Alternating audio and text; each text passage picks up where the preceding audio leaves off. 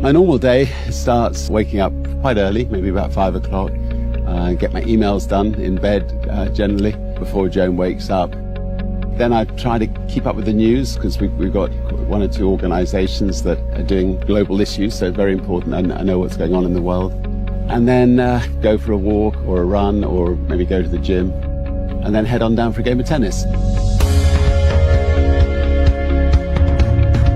Now, come on, here comes the rain. Yeah.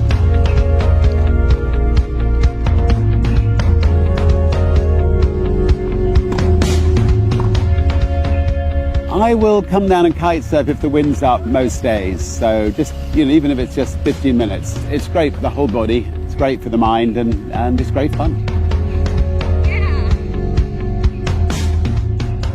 After a wonderful kite, I'm going to go and grab some breakfast, have a shower or a bath, and then do a bit of work.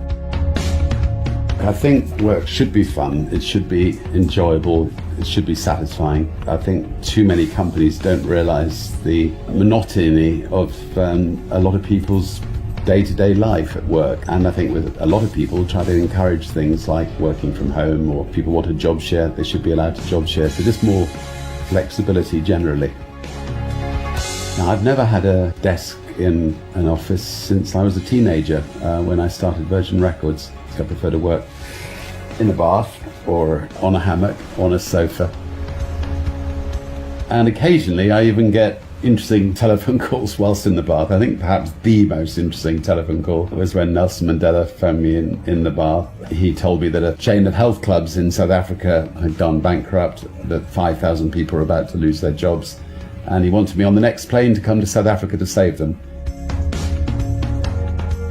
Through social media, I keep in touch with the world, I keep in touch with what other people are doing. Social media has been a revolution, and one that I think I've embraced. I mean, the balance of work and play is critical. And I think a lot of people don't get that balance right. I'm 63 years old now, so critical to find time for yourself, get out there and keep fit. And I find the best way of keeping fit is by playing. I try to encourage our chief executives worldwide to make sure that there's as much flexibility in the workplace as possible. We've set up something called the B team, which is examining the way companies treat their staff and trying to make suggestions to make the dignity of work better than it's been in the past. If you're too close to a situation, like in an office, you get bogged down with the minutiae. If you can step away from the situation, you can think about the bigger picture, and that's what I'm able to do on Necker.